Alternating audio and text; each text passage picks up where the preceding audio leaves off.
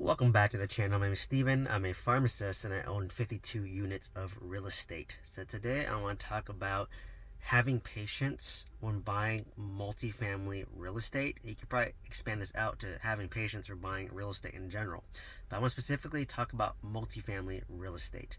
So with multifamily real estate, what a lot of people don't realize is one deal is sometimes all it takes to replace your W-2 income, depending on how much W-2 income you make, right? So knowing if one deal is all it takes to replace your W-2 income, which you spent your whole life building up, like you have to approach it with a sense of patience and waiting for that one slam dunk deal. And that one slam dunk deal may take a lot of rejection, right? You're gonna be sending out a lot of mailers, is what I teach, right?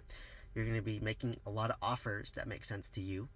You're gonna follow up on your offers tenaciously. So once every month, you're gonna put a reminder in your calendar, and you're gonna follow up because they may flat out reject your offer. They may flat out laugh at your offer, but at least you're tenacious following up, and you control what you control, right? And you'll be surprised. Eventually, you just need one owner that says yes, and now you have a multifamily deal that could be a slam dunk, right?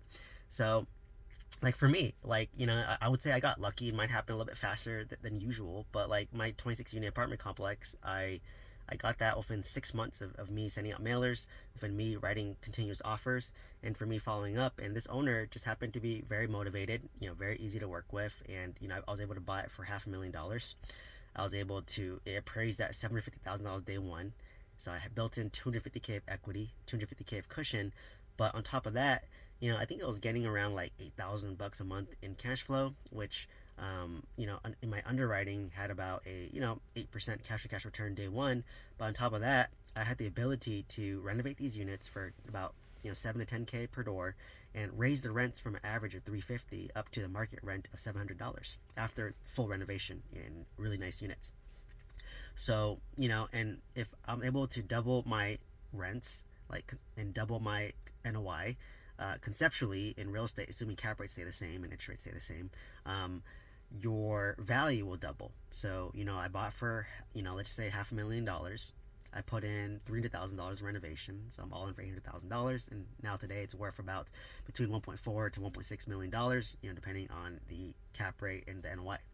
So I was able, and then now think about it, I bought for $500,000. My loan's 360,000 ish, and my monthly loan payment is a locked in 4% interest rate for 10 years is about $2,000, and now this thing grosses about $17,000 a month, right? So at $17,000 a month, my expense is on average about $7,000. So I have $10,000 NOI, and then from there, my loan is about $2,000. So it cash flows $8,000 a month, which is technically tax free, right? So like just one of these deals can replace $800,000 take home salary, which is a pharmacist salary. Assuming you're making $160,000. I make more than that, so to take a little more to replace my income, but still conceptually, if you're able to live off the cash flow of one deal, then great. But I will caveat, yes, your cash flow may be $8,000 a month, but in reality, maybe you're saving a good chunk of that to for repairs, for capex, and to buy more real estate, right? So you cannot quit your job completely once you hit the 8,000 months of cash flow. But I'm just saying conceptually, like imagine like just one deal is you can cash flow $8,000 a month, and theoretically, once it's like more stabilized, you could live off this cash flow, and maybe you can live off like $4,000 a month. But hey, if let's just say it cash flows 8,000, you save 4,000 for a capex, for a rainy day, for a reserve, to buy more real estate, and then you live off the other half, then that $4,000, that's part-time, right? So maybe you only need to work as a pharmacist. If you're taking home 8,000 as a full-time pharmacist and you're getting 4,000 from real estate, now you can be a part-time pharmacist, right? And you have that option now, and then maybe you buy your patient, you buy another apartment that makes you another 8,000, and you live off half of that, and then you save the other half, so you have 8,000 that you save, and 8,000 that you live off of. Now you replace your pharmacist income, right? And then maybe after your first apartment, you take another like maybe 3 to 5 years after that to buy your second one, right? And now within like 5 years, you have 2 apartments that cover your pharmacist or high income W-2. So you just have to be patient, and like I said, you make offers that make sense for you, right? You have to look at what makes sense for you based on the numbers, right? You have to look at today's interest rates, today's cap rates. Today's interest rates are higher, 8% interest rates. Cap rates are higher, 9 cap, 10 cap. You take the NOI, you divide it by, a 10 cap to be conservative, and then how much renovation are you putting into this property, right? Are you putting in 10K per door times 30 units? That's $300,000.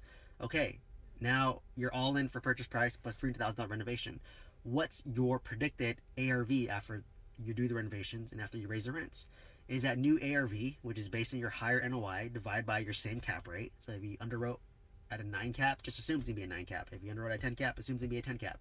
From there, what's your new ARV? And does your new ARV support a cash out refinance of 75% loan to value, where you recover, you pay off your last loan, you get back your down payment, you get back your renovation cost, or most of it? That's the complete burr, right? Does it justify that? So you have to keep making offers, even if it feels disrespectful, right? Like the owner wanted $5 million, I wrote him an offer of 3.2 based on my numbers, right? And I gave him a second offer saying, well, I can pay you more at 4 million, but I want creative financing. Like, you're gonna become the bank, right? And we're gonna negotiate because I'm overpaying by $800,000 on this property based on today's cap rates and today's interest rates, right? So you have to work with sellers, and some sellers will work with you. Great. Some sellers won't.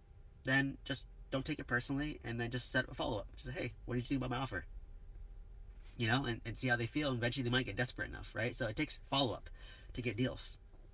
I think on both my deals, I was just following it tenaciously and consistently, and that's how I eventually got the deal, right? So yeah, that's really what it is. You just have to be tenacious in your follow-up, because, like you said, one deal is all it takes to potentially replace your W2 income, right? Like, just one deal. So knowing that, approach it with patience and be consistent and be tenacious. So that's really all it is. So this is a little bit more of a motivational video, because, like, people don't realize, like, dude, like, just one deal is all it takes, like, to replace my income. And I could easily, like, when interest rates are lower, do a cash out refinance, pull up my renovation costs, pull up my down payment, and use that money and still cash flow, right? Like, because right now I'm cash flowing $8,000. If I pull up some more money, maybe I only cash flow $4,000, but I can use that to go buy another apartment complex using the same money, the same capital, and then maybe I can get another apartment that's a good deal, and then that one will cash flow as well, because, like, they're out there, right? You just have to find the right seller, and, like, it's just like finding a significant other or a wife. Like, you just need one to change your life, right? Same with multifamily, you just need one deal to change your life. And once you have one, it's up to you if you want to continue playing and buy two and three, right? Or is one enough, right? Like, I could literally pay off my 26 unit right now and stop buying real estate, right? And it'll cash flow even more now. It'll cash flow maybe, $10,000 a month now, and maybe I'll live off half of that, $5,000 a month, right? And then if I'm okay living off that, then okay. So, anyways, let me know if any questions. Hopefully you found this video insightful. Hopefully you found this video inspirational. If you want to learn how to buy multifamily real estate that can change your life with one deal, and you have patience, check the mentorship program down below. Otherwise, please like, comment, subscribe. Hope to see you next one. Thank you so much.